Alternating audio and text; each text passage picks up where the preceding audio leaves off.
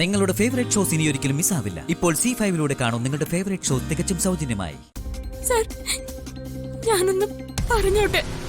നീ ഒന്നും പറയണ്ട, എനിക്കൊന്നും കേൾക്കാൻ വേണ്ട. എനിക്കുണ്ടായിരുന്ന വിശ്വാസം താനായിട്ടാ നശിപ്പിച്ചത്.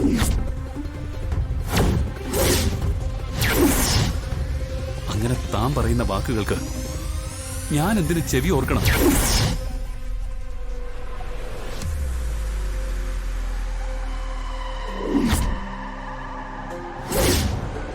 ഇനി ഞാൻ എന്തിനാ തന്നോട് സംസാരിക്കുന്നത്?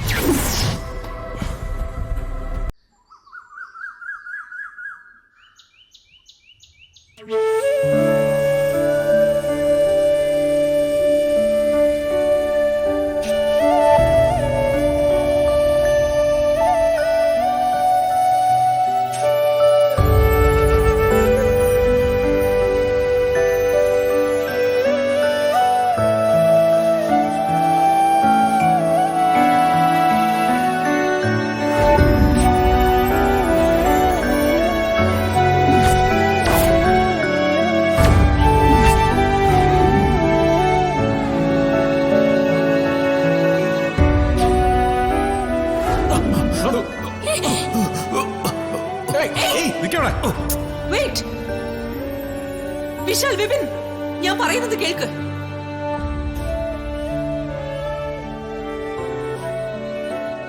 ഇത്രയും നാള് ഇയാള് വേഷം മാറി ഈ വീട്ടിൽ താമസിച്ച് എന്നെ കൊല്ലാൻ പദ്ധതി ഇട്ടിട്ടുണ്ടെങ്കിൽ തീർച്ചയായും നമ്മുടെ ശത്രു ഇയാള് മാത്രമല്ല.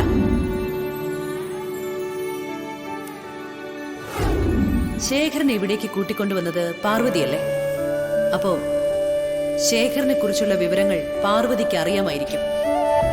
അവളോട് നീ ഒന്ന് ചോദിച്ചാൽ ശേഖരൻ പോയി ഒളിച്ചിരിക്കാൻ സാധ്യതയുള്ള ഇടങ്ങള് അവള് പറഞ്ഞു തരും. അയാൾ ആരായിരുന്നു തനിക്കറിയാമായിരുന്നു? അതറിഞ്ഞിട്ടും താനിത് എന്നോട് പറയാതിരുന്നിട്ടുണ്ടെങ്കിൽ അത് അറിയാമായിരുന്നു. എനിക്കറിയായിരുന്നു ചന്ദ്രശേഖര മേനോനാണെന്ന്. എനിക്കറിയാമായിരുന്നു. അമ്മയുടെ വാക്ക് കേട്ട് ശേഖരമേനോനെ രക്ഷപ്പെടാൻ അനുവദിക്കരുതായിരുന്നു.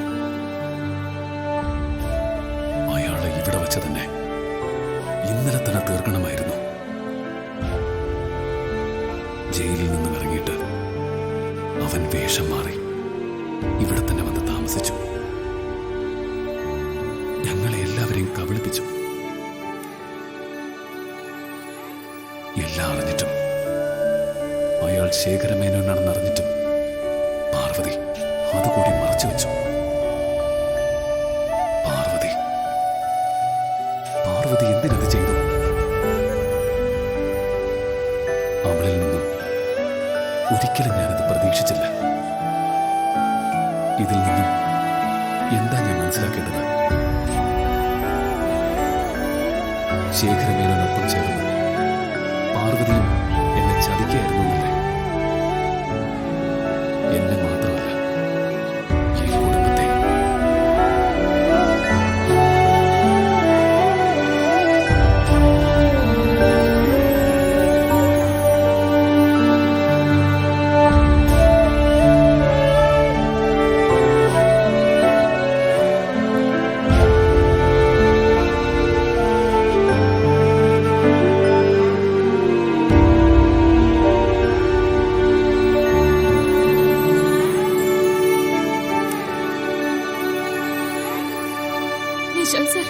എനിക്കൊന്നും കേൾക്കണ്ട, എന്നോടൊന്നും പറയാനും നിൽക്കണ്ട. അത് ഇന്നലെ രാത്രി തന്നെ തന്നോട് ഞാൻ പറഞ്ഞല്ലേ? നമുക്കിടയില് ഇനി യാതൊരു ബന്ധവുമില്ല. പാർവതി എത്ര തന്നെ ശ്രമിച്ചാലും അത് കേൾക്കാൻ ആരും കൂട്ടാക്കില്ല. പ്രഭാവതി അവൾ കരുതിക്കൂട്ടിയിരുന്നതുപോലെ ഈ അവസരം കൃത്യമായി ഉപയോഗിക്കും. വിശാലിനെ അവൾ പറഞ്ഞു തെറ്റിദ്ധരിപ്പിക്കും. പാർവതി രക്ഷിക്കണം. വിശാലിനെ സത്യങ്ങൾ ധരിപ്പിക്കണം. മരിക്കുന്നതിന് മുമ്പ് പ്രഭാവതിയെക്കുറിച്ചുള്ള സകല വസ്തുതകളും തെളിവുകൾ സഹിതം വിശാലിനെ അറിയിക്കണം. അത് തെളിയിക്കണം. പ്രഭാവതി ഒരിക്കലും രക്ഷപ്പെടാൻ പാടില്ല. അവൾ ചെയ്ത ക്രൂരതകൾക്കുള്ള ശിക്ഷ അവൾ അനുഭവിക്കണം.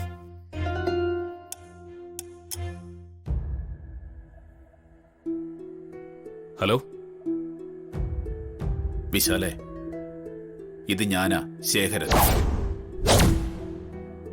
ശേഖരമേനോൻ. ശേഖരമേനോനോ? എടോ, എന്ത് ധൈര്യം ഉണ്ടായിട്ടാണോ താൻ എന്നെ വിളിക്കുന്നത്? വിശാലെ, വിശാലിന്റെ മാനസികാവസ്ഥ എനിക്ക് മനസ്സിലാവും. എന്നെ കൊല്ലാനുള്ള പകയിലും ദേഷ്യത്തിലുമാണ് വിശാലിപ്പോ ഉള്ളതെന്ന് എനിക്ക് നന്നായിട്ടറിയാം. പക്ഷെ ഇതൊന്നും കൊണ്ട് എന്റെ കോൾ കട്ട് ചെയ്യരുത്. ദയവീത് ഞാൻ പറയുന്നത് വിശാല് കേൾക്കണം. ഞാൻ പറയുന്നത് വിശാൽ വിശ്വസിക്കണം. എടോ, തന്നെ എന്റെ കൈ കിട്ടിയ അന്ന് തന്റെ അന്ത്യോ. നീ എവിടെ ഒളിച്ചിരുന്നാലും നിന്നെ ഞാൻ പൊക്കിയിരിക്കും. ഞാൻ എവിടെ ഒളിച്ചിരിപ്പില്ല വിശാലെ. ഞാൻ നിന്നിൽ നിന്ന് ഒളിച്ചോടിയിട്ടുമില്ല. അതിന്റെ ആവശ്യം എനിക്കില്ല. എനിക്ക് വിശാലിനെ കാണണം. അതിനു മുമ്പ് ഞാൻ പറയുന്നതൊന്ന് കേൾക്ക്.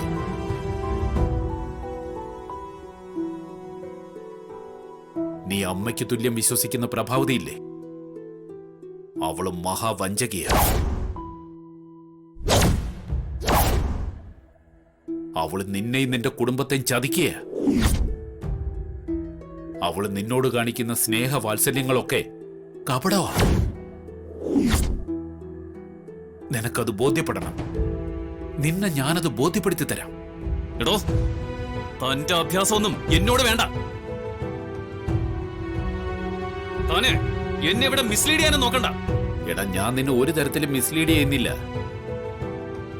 പ്രഭാവതിയുടെ ചതിയുടെ കഥകൾ, തെളിവുകളടക്കം ഞാൻ നിന്നെ കാണിക്കാം. അത് കണ്ടതിന് ശേഷം ഞാൻ പറയുന്ന നീ വിശ്വസിച്ചാ മതി. ഇപ്പൊ നീ ഞാൻ പറയുന്നിടത്തേക്ക് വാ. എന്താ, അതിന് നിനക്ക് ഭയമുണ്ടോ? ഭയം നിനക്ക് വേണ്ട. നിന്നെ കാണാനേ ഞാൻ എന്തിനാ ഭയപ്പെടുന്നത്? പറയടാ, നീ പറയുന്നിടത്തേന് ഞാൻ വരാം. എവിടെ വരണമെന്ന് പറ. നിന്നെ ഞാൻ അവിടെ വന്ന് കാണാം. എനിക്ക് കാണണം നിന്നെ. നിന്നോടുള്ള കണക്കുകളൊക്കെ എനിക്ക് തീർക്കണം. പറയടാ, ഞാൻ എങ്ങോട്ടാ വരേണ്ടത്?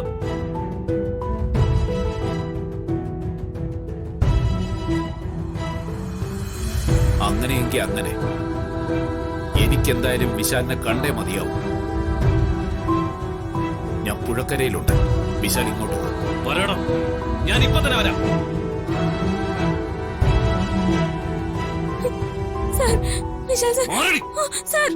ഡൗൺലോഡ് ചെയ്യൂ C5 ആപ്പ്. കാണൂ എല്ലാ എപ്പിസോഡുകളും സൗജന്യമായി.